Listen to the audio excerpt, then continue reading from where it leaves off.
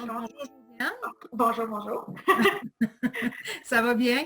Oui, ça va bien, toi? Oui, un gros merci pour l'entrevue. C'est super gentil de vouloir partager tout ça avec les autres enseignants. Ah, ça me fait vraiment plaisir. Super. Donc, j'aimerais que tu m'expliques, toi, tu enseignes quoi puis quel cours? OK. Mais dans le fond, le cours que j'ai donné en ligne, c'est Anglais des affaires. C'est à la dernière session des étudiants en TCG. C'est un cours qui est vraiment propre à leur programme. Donc, c'est pas un cours comme les autres cours d'anglais qu'ils ont fait avant. C'est vraiment leur troisième. Ça fait qu'on évalue quand même les mêmes compétences, mais beaucoup plus l'oral. Donc, j'ai dû faire ça en ligne. Puis, les niveaux sont partagés dans le groupe. Donc, j'ai 3 niveaux d'étudiants, des débutants, des intermédiaires et des avancés. Donc, il y a beaucoup plus de différenciation à faire. C'est vraiment différent qu'un cours d'anglais plus normal. Puis, comment tu as géré puis tu as réfléchi à tes évaluations? Comment tu as tout pensé ça dans ta tête pour pouvoir donner ça en ligne?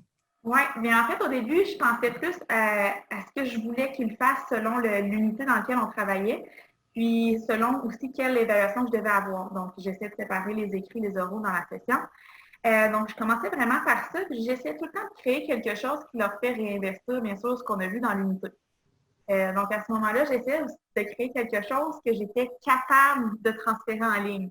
Mm-hmm. C'est tellement différent de ce qu'on peut faire en classe, mais en même temps, il y a des choses qui peuvent se ressembler.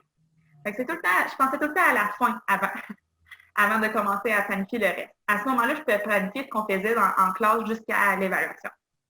Puis aussi, il fallait se dire que puisque c'est en ligne, les étudiants ont accès à tout. Même si on leur dit qu'ils n'ont pas accès à tout, ils ont pas mal accès à tout. Donc, j'essaie tout le temps de planifier en sachant ça aussi. Super.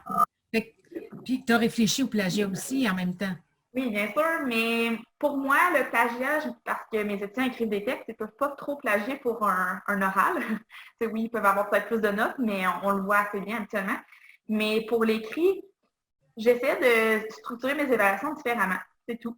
En fait, ce que j'ai fait pour la fin de la session, j'ai créé 3 versions de mon examen écrit. Pas 3 versions, un pour débutants, l'autre pour intermédiaire, l'autre pour avancé. Ça, c'était selon le contenu. Mais j'ai créé 3 versions pour qu'ils n'aient pas la même. À ce moment-là, c'est sûr que ça enlève un petit peu du plagiat, parce qu'ils peuvent moins bien communiquer avec un de leurs partenaires de classe et dire « Ah, qu'est-ce que tu as écrit là? » ou quoi que ce soit. Mais j'y avais droit à tout leur matériel. Je n'évalue pas nécessairement qu'est-ce qu'ils peuvent redire mot pour mot, mais leur réinvestissement de la matière. Fait que même s'ils ont toutes leurs notes, ça ne change pas grand-chose. Je pourrais leur laisser ce qui était en classe aussi. OK. Pour tes oraux, comment tu as fonctionné? Est-ce qu'ils me faisaient devant la classe? Comment tu as fonctionné pour tes oraux? Oui, en fait, ce que j'ai fait 2 choses différentes. En fait, 3. Un des oraux était 1 à 1. C'était obligatoire dans le plan cadre. Donc, 1 à 1 avec moi. On allait dans des breakout rooms. Oui, comment on dit ça en français? Vous faisiez les groupes, en fait. Oui, OK. Bon, ici, c'est écrit breakout room sur mon Zoom en anglais. Donc, je les mettais dans ces salles-là avec moi. On faisait du 1 à 1, comme qu'on fait nous deux présentement. Puis pendant ce temps-là, mes autres étudiants ils pouvaient rentrer tout de suite dans Zoom. Je leur demandais tout le temps d'essayer de se connecter au moins une dizaine de minutes à l'avance au cas où il y a un problème technologique. Puis à ce moment-là, ben, ils n'écoutent pas l'oral de l'autre personne, qui est 1 à 1, mais ils m'attendent. Puis après ça, je les invite un coup que j'ai terminé avec un étudiant. Fait que ça, c'est ma première formule, puisque c'est obligatoire 1 à 1. Après ça, mes étudiants partageaient des recherches en équipe. Donc, ils étaient en équipe de 3, puis ils devaient me présenter leurs résultats de recherche qui étaient joints avec un autre cours dans leur programme. Puis à ce moment-là, même concept, ils m'attendaient dans l'autre salle. Puis après ça, ils venaient présenter devant moi. Ça peut être plus complexe parce qu'ils sont 3 sur Zoom, mais ils ne sont pas à la même place. Donc, je leur permettais de venir pratiquer avant. J'ai créé des sessions de pratique. Puis à ce moment-là, ben, ils pouvaient venir voir, OK, c'est qui partage son écran, qui clique, est-ce que je dis clique pour que ça change? Juste, il y a tellement de gestion qui est différente. Juste le fait de se connecter sur Zoom et de partager un écran, ça peut être complexe pour certains étudiants. Fait que je leur permettais de se pratiquer pour ça aussi. Super. Tes écrits, tu les as gérés comment, tes examens écrits? Dans le fond, c'est ça. Comme je disais, j'ai fait 3 versions. Moi, ce que j'ai fait, c'est que je les ai déposés sur Léa. Il y a des enseignants, des fois, qui sont inquiets parce qu'ils disent « Ah, ça va se transférer d'une année à l'autre. » Mais je me dis, ça peut autant se transférer verbalement d'une année à l'autre que même s'ils l'enregistrent dans leur ordinateur. Puisque j'avais 3 versions, dans une prochaine année, je peux garder une de ces 3 versions, en créer 2 autres, puis à ce moment-là, un étudiant ne peut pas l'écrire d'avance, ou sinon, il faudrait qu'il se prépare. Ouais, ça fait pas de sens. En tout cas, il faudrait qu'il soit bien, bien motivé. Fait que oui, ça semble que J'ai une petite question technique. En fait, dans Léa, comment tu as pu déposer 3 versions d'examen? Dans le fond, j'ai déposé sur les apps un template, en tout cas, c'était vide, puis ce qui était pareil pour toutes les versions. Comme ça, j'ai pu l'expliquer au groupe au complet en même temps. Pour ne pas perdre mon temps à expliquer un groupe, l'autre attend. Ou j'aurais pu m'enregistrer, ça aurait été une méthode, mais je préfère vraiment parler à tout le monde parce que des fois, ils ont des questions communes qui peuvent se faire à d'autres. Donc, j'ai créé ça avec des versions un petit peu avec rien d'écrit à certaines places, mais les instructions de base étaient pareilles. Parce que dans le fond, ils font la même évaluation. C'est ce que j'ai déposé sur les apps. Par contre, le soir d'avant, j'avais tout préparé sur Mio, mais pour envoyer les versions spécifiques aux étudiants. Fait que j'avais déjà mis au hasard, là, comme 1 à 7 des étudiants, ils ont la première version, le reste, ils ont l'autre version. Fait que comme ça, à ce moment-là, j'avais juste à aller dans Mio, cliquer envoyer parce que tout était déjà prêt. Je leur mets des petites instructions de rappel là, parce qu'ils oublient tout le temps qu'est-ce qu'ils ont à faire, quand il faut que je l'envoie, si je pose des questions ou quoi que ce soit. Ah, super.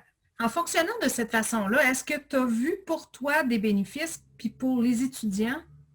En fait, oui, vraiment. Juste pour la structure, quand que j'aurais fait faire un formatif, je l'avais fait faire sur l'ordinateur parce que mon cours était donné en vidéoconférence. C'était plus facile pour qu'ils m'envoient leurs travaux. Puis, je trouvais que le format était vraiment bien. C'est plus clair à lire. C'est sûr qu'il faut qu'ils apprennent à s'organiser, ça, je le comprends vraiment, qu'il faut qu'ils soient capables d'écrire papier. Mais juste les marges, parce que je leur faisais écrire une lettre, donc les marges, l'écriture, les dates, il y a tellement plein de choses, je trouve, qu'on peut faire pour avoir un format différent. Je pense que ça les a vraiment aidés, c'est sûr, sur ça. Même pour la correction, je leur mettais des liens. Donc, quand je corrigeais, ils me renvoyaient leurs documents sur les A, je le téléchargeais, puis je surlignais des erreurs. Je pouvais mettre des commentaires, ce qu'on peut faire normalement. Mais après ça, des fois, je pouvais mettre des liens. Vraiment, pour en savoir plus sur ça, clique là-dessus. Même eux autres aimaient vraiment ça, même pour les formatifs, il y en a plein qui l'ont fait, qui m'ont demandé d'avoir plein de liens pour pouvoir se pratiquer. C'est des étudiants très motivés. Ah, c'est super, ça. Donc, en fait, en faisant tes évaluations, tu as fait beaucoup de rétroaction. Vraiment, pour la rétroaction, c'était excellent. J'aimais vraiment ça. Puis même des rencontres un à un après comme ça, c'était tellement le fun pour eux de pouvoir avoir plus d'explications. C'était vraiment bien. Ah, génial. Ouais. Maintenant, ce qui concerne ta réflexion pour les prochaines sessions, donc pour les prochains cours, comment tu penses, même si tu ne donnes pas ce cours-là, est-ce que tu penses qu'il y a des choses que tu vas améliorer? Si tu redonnes ce cours-là, est-ce que tu penses qu'il y a des choses que tu vas changer? Personnellement, moi, j'ai vraiment aimé mon expérience d'enseigner en ligne. Je trouve que c'est sûr beaucoup d'ajustements, mais j'ai découvert, j'aime bien être organisée. J'ai découvert des nouvelles méthodes d'être organisée. Dans le fond, à la place d'avoir un tableau blanc en classe, j'avais un Google Form que je mettais le menu pour la journée. Puis, eux autres, ils avaient accès en tout temps. Donc, je mets le lien de ce Google Docs, excusez, pas Form, sur les apps. Ils peuvent le cliquer n'importe quand. Fait que dès que j'actualise mon menu, ils peuvent aller le voir. Pour les élèves anxieux, c'est vraiment bien. J'ai eu des petits commentaires qui ont dit qu'ils ont bien aimé ça. Ça, c'est quelque chose que j'aimerais garder. Même si je retourne en classe, je puisse un peu voir comme ça parce qu'on s'entend que oui, ils regardent le plan de cours, mais après la première semaine, il n'y a pas beaucoup d'étudiants qui retournent le voir. Mais ça, j'avais tellement de vues, il y allait tout le temps. Des fois, j'allais sur le document, je voyais que quelqu'un était là aussi, avec les petits animaux sur Google Form. Plein de voir. Fait que ça, c'est vraiment, ça m'a fait repenser aussi à ma façon d'enseigner pour plusieurs aspects, surtout les évaluations. Pourquoi pas en garder 3 en classe aussi? Je trouvais ça vraiment bien. C'est très flexible aussi en ligne. Ça, c'est quelque chose que j'ai aimé aussi. Puis, je trouve que j'ai beaucoup reflété à ce niveau-là. Puis, aussi le confort des étudiants, parfois, en anglais. Moi, j'avais peur au départ qu'avec l'écran, on soit vraiment séparés, que ça soit dur pour eux de parler, mais finalement, on dirait qu'il y en a qui ont débloqué complètement. Ils se sont dit, oh mon Dieu, je suis en arrière de l'écran, c'est bien correct. Donc ça aussi, j'ai bien aimé ça. Ah ben c'est super.